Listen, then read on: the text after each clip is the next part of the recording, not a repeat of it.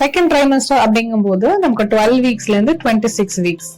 ஏன் அந்த ஸ்பெசிபிக்கா 26 வீக்ஸ் அப்படின்னு பாத்தீங்கன்னா, இந்த 26 வீக்ஸ் வரைக்கும் நம்ம அம்மாவோட தயவு அந்த பேபி வளர்றதுக்கு சப்போர்ட் சிஸ்டமா தேவைப்படுது.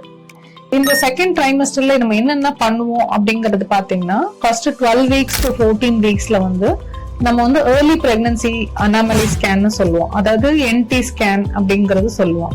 இதுல எதுக்கு இது பண்றோம் அப்படின்னா, பேபிக்கு ஏதாவது குரோமோசோமல் ப்ராப்ளம்ஸ் இருக்கா அப்படிங்கறது பாக்குறது. இது ரொம்ப முக்கியமான ஒரு டெஸ்ட். இந்த ஸ்கேன் எடுத்ததுக்கு அப்புறமா நம்ம டபுள் மார்க்கர்னு ஒரு இதோட சேர்த்து ஒரு டெஸ்ட் பண்ணுவோம். இதெல்லாம் நம்ம பேஷண்ட்ஸ்க்கு குரோமோசோமல் ரிஸ்க் இருக்கா இல்லையா அப்படிங்கறது பாக்குறது. இது 12 to 14 வீக்ஸ் பார்ப்போம். ஒரு 16 வீக்ஸ் ஆனதுக்கு அப்புறம் அந்த கர்ப்பப்பையோட வாய் லெங்த் பார்க்கணும். அது பேரு சர்வைக்கல் லெங்த்னு சொல்லுவோம். இது எதுக்கு முக்கியமா அப்படிங்கறது பார்த்தோம்னா, ஷார்ட்டா சர்வைக்ஸ் இருந்தது அப்படிங்கும்போது இந்த பேஷண்ட்ஸ்க்கு ப்ரீடம், அதாவது குறைப்பிரசவம் ஆகிறதுக்கு வாய்ப்பு இருக்கு. சோ 12 வீக்ஸ் முடிஞ்சாச்சு, 16 வீக்ஸ் முடிஞ்சாச்சு. அடுத்தது முக்கியமான ஸ்கேன் 20 வீக்ஸ்ல தான்.